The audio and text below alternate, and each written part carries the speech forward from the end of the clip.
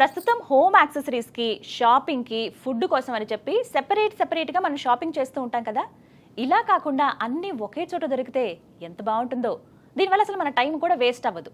ఇలా మీ time and ఎనర్జీని save చేయడానికి వచ్చేసింది వాల్యూ జోన్ హైపర్ మార్ట్. ఇక్కడ 365 డేస్ బోల్డ్ అని ఆఫర్లు. ఈ కార్యక్రమాన్ని సమర్పిస్తున్న వారు వాల్యూ జోన్ హైపర్ మార్ట్. నమస్కారం, వెల్కమ్ టు సుమన్ టీవీ. నేను గీతాంజలి. ప్రస్తుతం మనతో పాటు లలిత అమ్మవారి ఉపాసకురాలు లలిత పరివార్ అనేటువంటి ఒక సంఘాన్ని స్థాపించి ఎంతో మందికి లలితా సహస్రనామం అలాగే విష్ణు సహస్రనామాన్ని ఆన్లైన్లో ఉచితంగా నేర్పిస్తూ ఉన్నారు అరుణ పేరి అమ్మగారు. వారు ప్రస్తుతం మనతో పాటు ఉన్నారు, వారితో మాట్లాడదాం. అమ్మ నమస్కారం. నమస్తే అమ్మ. శ్రీమాత్రే నమః. శ్రీమాత్రే నమః. చాలా సంతోషం మిమ్మల్ని కలవటం, మాట్లాడటం. అమ్మ, చాలా మందికి ఏమన్నా అనారోగ్య సమస్యలు వచ్చినా, లేకపోతే వాళ్ళ ఇంట్లో ఏమన్నా ఇబ్బందులున్నా, అనుకోని పరిస్థితులు ఎదురైనా లలిత ఉపాసన చేసిన, లలిత అమ్మవారి ఆ సహస్రనామాలు చదివినా ఖచ్చితంగా ఆవిడ ఒక మార్గం చూపిస్తుంది అని నేను విన్నాను. ఇది ఎలా సాధ్యం? ఏ రకంగా ఎలా చదవాలి? అమ్మవారిని ఎలా కీర్తించాలి? ఎందుకంటే 1000 నామాలు ఉంటాయి. అన్ని నామాలు చదవాలా, లేకుంటే కొన్ని మాత్రం పఠిస్తే చాలా?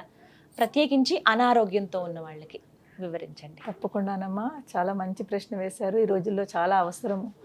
ఈ రోజుల్లో చిన్న పిల్లలప్పటి నుంచి కూడా చాలా హెల్త్ ఇష్యూస్, పుట్టిన పిల్లలకు కూడా ఎన్ని హెల్త్ ఇష్యూస్ వస్తున్నాయో. సో మనకు లలితా శాస్త్రం ప్రతి దానికి కూడా రెమెడీ అమ్మా. మన లైఫ్లో ఏ ప్రాబ్లమ్స్ అయితే మనం ఫేస్ చేస్తున్నామో, ఏదైనా అన్నింటికీ కూడా లలితా శాస్త్రంలో అనేక శ్లోకాలు ఉన్నాయి. అది నిజంగా ఒక రెమెడీ. మనం భక్తి, శ్రద్ధతో, నమ్మకంతో కనుక పాటిస్తే దేన్నైనా కూడా తీస్తుంది, మనలో ఆ చేంజెస్ కనిపిస్తాయి. అంత గొప్పది ఈ లలితా శాస్త్రము, అంత విశిష్టత ఉంది. మీరు అడిగారు హెల్త్ ఇష్యూస్. అనారోగ్యం ఉన్నప్పుడు ఎటువంటి నామాలు అమ్మవారిని మేము చదువుకోవాలి, పఠించాలి, వివరించండి. లలితా శాస్త్రంలోనమ్మా సర్వ వ్యాధి ప్రశమని, సర్వ మృత్యు నివారిణి అని ఒక నామం ఉంది. ఇది 112వ శ్లోకంలో సెకండ్ లైన్ ఉంటుంది చూడండి. 112వ 112లో సర్వ వ్యాధి ప్రశమని, సర్వ మృత్యు నివారిణి. ఇది చాలా అద్భుతమైన మంత్రం అమ్మ. ఇది నామము. అదే కనుక మనం మంత్రంగా తీసుకుంటే ఇది ఒక మంత్రం. దీనికి లాస్ట్ లో యై నమః ఒక్కటి యాడ్ చేయాలి. సర్వ మృత్యు నివారిణి యై నమః. సర్వ వ్యాధి ప్రశమని, సర్వ మృత్యు నివారిణి యై నమః.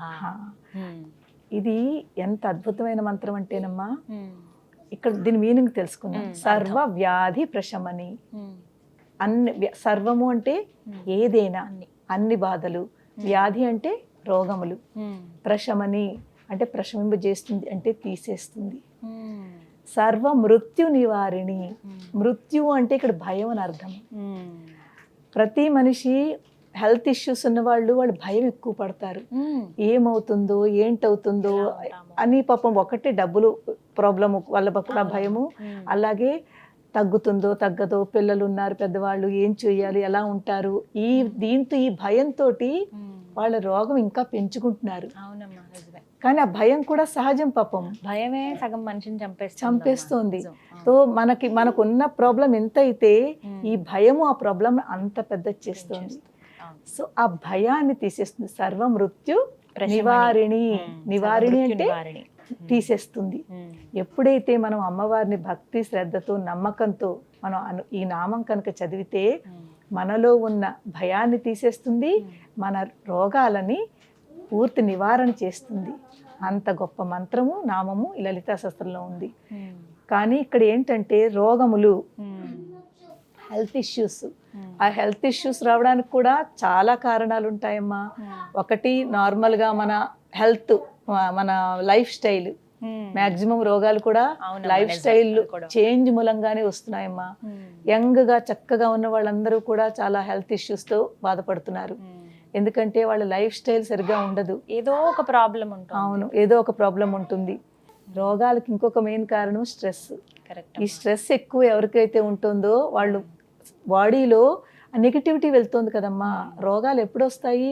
మన లోపల ఇమ్యూనిటీ సరిగ్గా లేకుండా, అది మన పల్స్ అవన్నీ యాక్టివేట్ సరిగ్గా లేకపోతే కదా ఎక్కడో నొప్పులనో, ప్రాబ్లంలనో, రోగాలనో, లేకపోతే జ్వరమనో ఇవన్నీ వస్తున్నాయంటే లోపల ఏదో మనకి ప్రాబ్లంగా ఉంది, అంటే సరిగ్గా పనిచేయట్లేదు, దాని గురించి వస్తున్నాయి.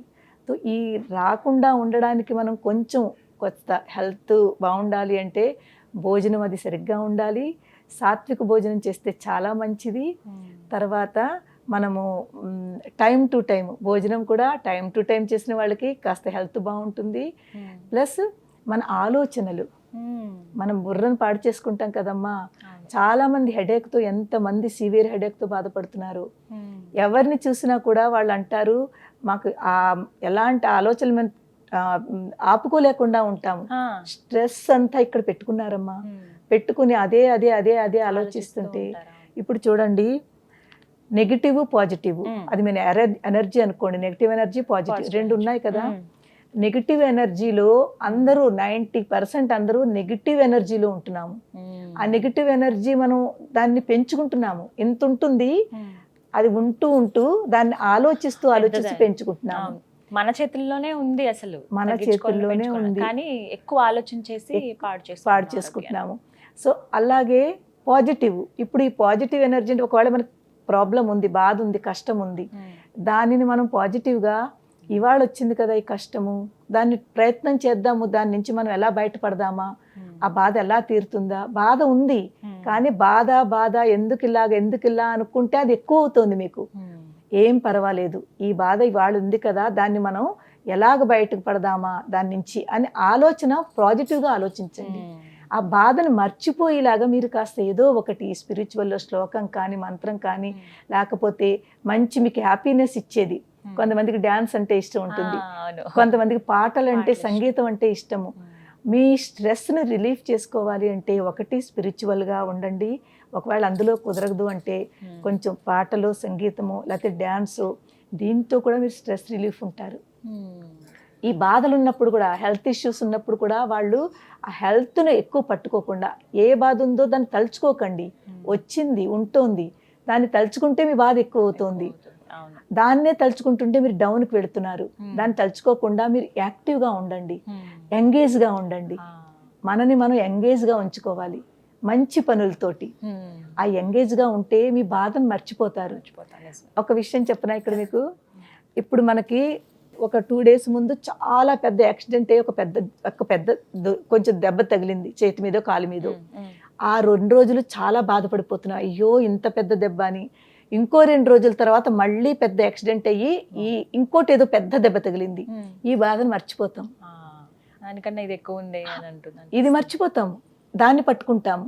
అలాగే మనం కూడా మనకి ఏ బాధలైతే ఉందో దాన్ని మనం మర్చిపోవడానికి ప్రయత్నం చేయాలి. ఉంది అని అనుకోకూడదు, ఉన్నా కూడా లేదని అనుకోవాలి. నిన్ననే నేను ఎక్కడైతే ఉన్నానో మీరు చెప్తే చాలా ఆశ్చర్యపోతారు. లైవ్ ఎగ్జాంపుల్, ఇక్కడ హైదరాబాద్లోనే ఉంటూ ట్రీట్మెంట్ జరుగుతోంది. ఆ పేరు అది చెప్పను నేను. ఆస్ట్రేలియాలో ఉంటారు వాళ్ళు. ఆస్ట్రేలియాలో ఉంటారు. అమ్మాయి చాలా 40 years అమ్మాయి, క్యాన్సర్, చాలా అంటే లాస్ట్ స్టేజ్ క్యాన్సర్ అమ్మాయి.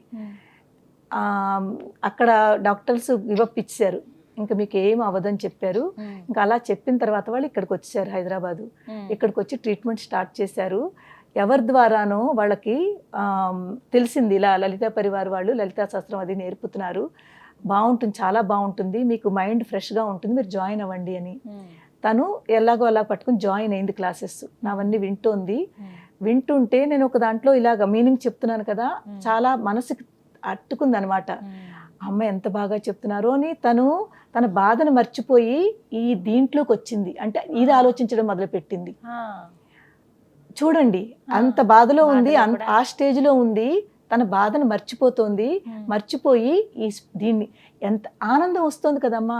ఒక పక్కన బాధ ఉన్నా దాన్ని డౌన్ చేస్తోంది ఈ సంతోషం. అప్పుడు తనకి అర్థమైందిట, తన ఇంట్లో ఇప్పుడు ఆ అమ్మాయి ధైర్యంగా ఉంది. ఎవరి ద్వారానో తెలిసింది నేను హైదరాబాద్ వస్తున్నానని. అంత అంటే తను ఏంటంటారు దాన్ని, ఇవి చేయించుకుంటోంది, థెరపీ ఉంటుంది కదా, రేడియేషన్ థెరపీ జరుగుతుంది. నిన్ననే తనకి థెరపీ ఉండాలి.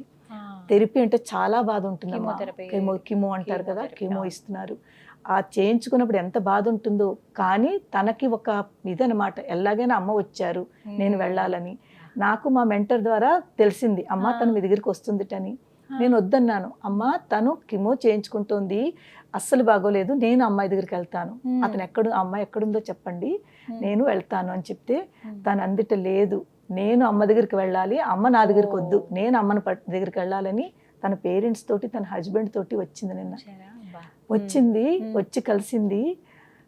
బాధ ఉంటుంది, ఒక బాబు ఒక పాప చిన్న పిల్లలు తనకి. తో కానీ తన ముఖంలో ఒక ధైర్యం చూశాను నేను. ఆ ధైర్యము స్పిరిచువల్లా వచ్చింది తనకి, భక్తితో ఉండి. ఇలాగే చూడండి, ఎవరిదైనా ఇప్పుడు మీరైనా నేనైనా లైఫ్ని ఎవ్వరు మనం జడ్జిమెంట్ చేయలేము. మన లైఫ్ ఇంత ఉంది అని ఎవరు చెప్పగలరా? అసలు అది మన సాధ్యం కాదు, అది మన వల్ల కాదు. మనం ఇంత అందంగా ఇప్పుడు మాట్లాడుతున్నామా, నవ్వుతూ ఉన్నామా, నెక్స్ట్ క్షణం ఎలా ఉంటుందో మనకేం తెలుసు? చెప్పలేము, ఎవరికి చెప్పలేము. తనకి నేను అదే అన్నాను, ఎవరిది లైఫ్ మనం ప్రిడిక్ట్ చేయలేము. అందు గురించి ఏది జరుగుతుంది, ఇలాగ ఎందుకు అయిపోతుంది అని బాధపడే కంట ఏది జరిగినా పర్వాలేదు అని మనము దానికి ప్రిపేర్ అయిపోయి ఏం పర్వాలేదు అని మనము దాన్ని ఆ నెగిటివిటీ నుంచి బయటకు వస్తే తప్పకుండా పాజిటివిటీ ఎప్పుడైతే పెరిగిందో మీలో మీకు ఆ డాక్టర్లు ఏదైతే చెప్పారో దాన్ని కూడా మీరు క్రాస్ చేస్తారు, ఇంకా బాగుంటుంది మీకు అని చాలా మంచిగా చెప్పాను. ఇదే శ్లోకం నేను అమ్మాయికి ఇచ్చాను. సర్వవ్యాధి ప్రశమని సర్వమృత్యు నివారిణి అయిన మహా, ఈ శ్లోకం అమ్మాయికి ఇచ్చాను. తర్వాత అమ్మాయి ఇప్పుడు నేను అన్నాను, చూడండి అమ్మ, డాక్టర్లు అమ్మాయికి టైం కూడా ఇచ్చారు. కానీ నేను అన్నాను, లేదు, నాకు మీలో అది కనిపిస్తోంది, మీరు చాలా బాగుంటారు, మీరు చెయ్యండి, మన ప్రయత్నం మనం చేద్దాము, తర్వాత అమ్మవారు ఏం చేయాలో తను చూసుకుంటుంది. కానీ మనం బాధపడుతూ ఇంకా ఒకవేళ సపోజ్ 1 year ఇచ్చారనుకోండి, 6 months ఇచ్చారనుకోండి, ఆ 6 months బాధపడుతూ ఉండే కంట పాజిటివ్గా నవ్వుతూ, అబ్బా ఇంకా నా దగ్గర 6 నెలలు ఉంది, మనం ఎందుకు అలా తీసుకోమమ్మా? భయపడతాం కదా, భయమే కదా మెయిన్. ఇంకా నా దగ్గర ఇంకా 6 నెలలు ఉంది అలా అనుకోండి. అయ్యో ఓన్లీ 6 నెలలేనా అనుకునే బదులు 6 నెలలు ఉంది. మన పరీక్షిత్ మహారాజుని గుర్తు చేసుకోండి. మా పరీక్షితుల వారి దగ్గర 7 రోజులే ఉండాలి. ఆ 7 రోజులు పాజిటివ్ గా తీసుకుని భాగవతం అంతా విన్నారు, విని మోక్షానికి వెళ్ళారా లేదా? 7 రోజులు నా దగ్గర ఉందనుకున్నారా లేదా? ఓన్లీ అయ్యే నా దగ్గర 7 రోజులే ఉందని ఏడవలేదు కదా. ఎంత ధైర్యంగా ఉన్నారు అతను. అలాగా మనం కూడా మన జీవితంలో నెగిటివ్ గా ఆలోచించకుండా ఆ బ్యాడ్ పర్సన్ పాజిటివ్ లోకి తీసుకోండి, అప్పుడు మీ లైఫ్ ఇంకా బాగుంటుంది, ఆనందంగా ఉండగలుగుతారు. సో ప్రతి వాళ్ళకి ఈవెన్ ఈ శ్లోకం అమ్మ పాపం చిన్నపిల్లలు ఉంటారు, వాళ్ళు పలకలేరు కదా. అయితే ఈ శ్లోకం ఎన్నిసార్లు పఠించాలి, సమయము, ఇవి కూడా చెప్పండి. చాలా మంచిది. ఇప్పుడు ఈ సమయము పఠించడము మనకు ఒక మినిమం కూడా పెట్టుకోవచ్చును. అందరి దగ్గర టైం లేని వాళ్ళకి మినిమం 11 times మీరు ఈ శ్లోకం చదువుకుని ప్రతిరోజు చదువుకోవాలి. అదే కనుక చిన్న పిల్లలు చాలా పెద్దవాళ్ళు ఇది పఠించలేరు అనుకోండి, వాళ్ళ పక్కన కూర్చుని మనం చదువుతున్నది ఈ వైబ్రేషన్స్ వాళ్ళకి టచ్ అవ్వాలి, వాళ్ళ వినేలాగా, వాళ్ళ చెవుల్లో పడేలాగా. ఒకవేళ ఏ పోర్షన్ అంటే వాళ్ళకి చేతులు ప్రాబ్లమా, కాళ్ళు ప్రాబ్లమా, లేకపోతే ఇలాంటి ప్రాబ్లం ఉన్న వాళ్ళకి వాళ్ళ దగ్గర వెళ్ళి వాళ్ళు టచ్ చేయండి, ఈ మంత్రం చదువుతూ టచ్ చేయండి, వాళ్ళ ఆ పార్ట్ని టచ్ చేయండి. టచ్ చేస్తే ఈ వైబ్రేషన్స్ ఆ పార్ట్కి వెళ్ళి అది యాక్టివేట్ అవుతుంది. మంత్రానికి చాలా శక్తి ఉందమ్మా, కానీ ఈ జనరేషన్లో పిల్లలు వాళ్ళు కొంతమంది నమ్మరు. మంత్రానికి ఎంత శక్తి ఉందంటే అంత శక్తి ఉంది. మన పూర్వంలో ఋషులు మంత్రాలతోటే కదమ్మా ఎన్ని చేసేవారు. వాళ్ళు మంత్రాలకి నిజంగా యజ్ఞాలు చేసే మంత్రాలు చేస్తే కదా పూర్తి మన జరిగేటప్పుడు. ఆ మంత్రాలు ఒక మంత్రం అని తీసుకోవాలి, ఆ మంత్రంలో ఇంత శక్తి ఉందని నమ్మాలి, నమ్మిన తర్వాత చెయ్యాలి. 1 రోజు 2 రోజులు చేసినాక ఏం అవ్వట్లేదంటే అవదమ్మా మీకు. కొన్నాళ్ళు మీరు ఇది అలా చేస్తూ ఉంటే మీలో ముందు అందరికంటే ముందు ఆలోచన మారుతుంది. మనకి ఏం కావాలి చెప్పండి, మన ఆలోచన మార్చుకోవాలి.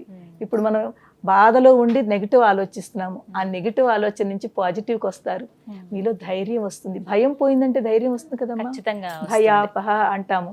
అలాగే సర్వ మృత్యు నివారిణి, మృత్యు అంటే భయము, ఈ మృత్యువుని అమ్మవారు తీసేస్తుంది, ఆ భయాన్ని తీసేసి మనకు ధైర్యం ఇస్తుంది. ఎప్పుడైతే మనలో ధైర్యం వచ్చిందో ఆటోమేటిక్గా మనం రోగం గురించి పూర్తి మర్చిపోతాం. అవునమ్మా, అది మాత్రం నిజం. ఏ రోగము మనకు అనిపించదు, ఉన్నా తట్టుకునే శక్తి వస్తుంది. చిన్నదే కదా అని అనిపిస్తుంది. తట్టుకునే శక్తి ఎప్పుడైతే వచ్చిందో మన లైఫ్ కూడా ఇంకా బాగుంటుందమ్మా. నేను ఎంతో మందికి ఇదే సేమ్ కేసు మా రాయ్పూర్లో ఒక అమ్మాయి చేత చేయించాను, తనకు కూడా సేమ్ ఇదే కీమో ఇచ్చారు, తనకు కూడా లాస్ట్ స్టేజ్ అన్నారు. Cancer. ఆ అమ్మాయి చిన్న అమ్మాయి. ఎప్పుడైతే నన్ను పట్టుకుని లలితా శాస్త్రం పట్టుకుని ఈ నామం చదివిందో, ఈ డాక్టర్లు ఏదైతే వాళ్ళకి గివప్ ఇచ్చారో ఇంకా అవ్వదని, ఆ అమ్మాయి ఇప్పుడు ఎంత బాగుందంటే, ఏదైతే వాళ్ళు లైఫ్ ఇంకా ఉండదు అని ఎలా అయితే చెప్పారో ఇప్పుడు ఆ అమ్మాయి ఎంత హ్యాపీగా ఉందంటే, అంటే మీరు నేను ఎలా ఉన్నామో అలా ఉంది అమ్మ. అది నిజంగా అమ్మవారిదేనమ్మా. ఆ అమ్మాయి ఇలాగ మీరు నేను ఇప్పుడు ఎలా ఉన్నామో జాబ్ చేసుకుంటోంది, తనకు కూడా 2 పిల్లలు, ఎంత హ్యాపీగా ఉందో. కానీ నమ్ముతుంది అనమాట, నమ్మకం పెట్టుకోవాలి. అందరికంటే మనలో ఉన్నది నమ్మకం తక్కువ. ఏమిటి ఒక్క నామం చదివితే ఏమిటి వస్తుంది అంటారు, ఒక నామం చదివితే అయిపోతుందా అంటారు. కానీ ఆ నామాన్ని మీరు భక్తితో చదివి నమ్మకం పెట్టుకుంటే తప్పకుండా అవుతుంది. రోజుకి 11 సార్లు, రోజుకి మినిమం 11 సార్లు. దానికంటే మీ దగ్గర ఎక్కువ టైం ఉంది అనుకోండి, ఇంకా ఎక్కువ సార్లు చదవండి. కానీ 11 సార్లు ఈ నామం చదువుకుని మీరు మీ అంతటి మీరు మనసులో దాన్ని అలవాటైపోతే ఇంకా ఆ నామం అలా వెళ్ళిపోతూ ఉంటుంది. ఎప్పుడైతే అది వెళ్ళిపోతూ ఉంటుందో ఆ నామం మిమ్మల్ని ప్రొటెక్ట్ చేస్తుంది, మీకు ధైర్యాన్ని తీసుకొస్తుంది, మీ యొక్క ప్రాబ్లమ్స్ ని సాల్వ్ చేస్తుంది అమ్మవారు. అంత శక్తివంతమైన నామం అమ్మ. సంతోషం అమ్మ, నాకు కూడా అవసరమే, ప్రతి ఒక్కరికి అవసరమే, ప్రతి ఒక్కరికి అవసరమే. ఏ నమః అనేది చివరగా మనం జోడించుకోవాలి. అంటే అమ్మవారిని ఏ నమః అంటే ప్రార్థిస్తున్నాము. అమ్మ ఇంత చక్కటి ఆ శక్తివంతురాలైన అమ్మ, ఆ నామం మంత్రం రూపంలో ఉన్న నామాన్ని చదువుకుని ఏ నమః, నీకు నమస్కారం అమ్మా, నీకు ప్రార్థన చేస్తున్నాం అమ్మా అని మనము మన కృతజ్ఞతలు చెప్పుకుంటున్నాము. సో ఎటువంటి పరిస్థితుల్లో ఉన్న అనారోగ్యం ఉంది అని అంటే, అదే హాస్పిటల్ బెడ్ పైన ఉన్నా సరే స్మరించుకోవచ్చు కదమ్మా. కరోనా టైంలో ఒక పేషెంట్ కోమాలోకి వెళ్ళిపోయింది, మన రాయపూర్ అమ్మాయి, పెద్ద ఆవిడను 50+ ఆవిడ కోమాలోకి వెళ్ళిపోయింది. ఎన్ని రోజులు కోమాలో ఉంది. నాతో కానీ వాళ్ళ అమ్మాయి కాంటాక్ట్ లో ఉంది. అమ్మకి ఇలా ఉంది, అమ్మకి ఇలా ఉంది, అమ్మకి ఇలా తీసుకెళ్లారు, అమ్మ కోమాలో వెళ్ళిపోయింది.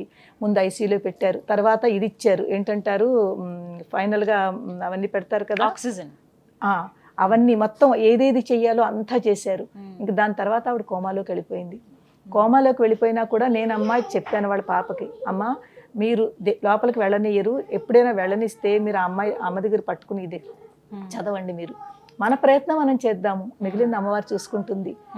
కానీ మనం కూడా ఏమీ చేయకుండా అమ్మవారు నువ్వే చూసుకుంటే కాదు, అమ్మవారితో ఆవిడ ఇప్పుడు కోమా నుంచి బయట వచ్చి ఈ రోజు ఎంత ఆనందంగా ఉందంటే, ఇప్పుడు లైవ్ ఆవిడ ఇంతమంది జీవితాలు మార్చింది లలితా సహస్రనామం. నిజంగానమ్మా, ఇంకా ఎన్నో ఉన్నాయి. నేను చాలా చిన్న ఎగ్జాంపుల్స్ చెప్తున్నాను. అలాంటి స్థితి నుంచి బయటకు తీసుకొచ్చింది. మొన్న వచ్చిన అమ్మాయికి నేను ఆవిడ ఎగ్జాంపుల్ ఇచ్చాను. అమ్మ చూడండి, అలాంటి స్థితి నుంచి. మార్కండేయుడు గురించి విన్నారు కదా మరి, భక్త మార్కండేయుడు. అతనికి ఎవరు యమధర్మరాజే భటులు వచ్చారు కదా తీసుకెళ్ళడానికి. అతను ఎవరిని నమ్ముకున్నాడు? శివయ్యని పట్టుకున్నాడు, శివుని నమ్ముకున్నాడు. ఆ నమ్మకము వాళ్ళు వెనక్కి వెళ్ళిపోయారు, కానీ వాడు చక్కగా ఉన్నాడు. ఆ నమ్మకం మనలో కూడా ఉంటేనమ్మా మనం కూడా మన లైఫ్ని మనం పెంచుకోవచ్చును. దేలాగా అమ్మవారి యొక్క నామస్మరణ చేస్తూ. చాలా చక్కగా చెప్పారమ్మా. 112వ శ్లోకంలో సెకండ్ లైన్ ఏమా, సర్వవ్యాధి ప్రశమని సర్వమృత్యు నివారిణి అయిన మహా. ఇది మినిమం 11 సార్లు, మాక్సిమం వాళ్ళ ఇష్టము, ఎప్పుడైనా సరే చదువుకోవచ్చును. చాలా సంతోషం అమ్మా, ధన్యవాదాలు. శ్రీ మాత్రే నమః అమ్మా.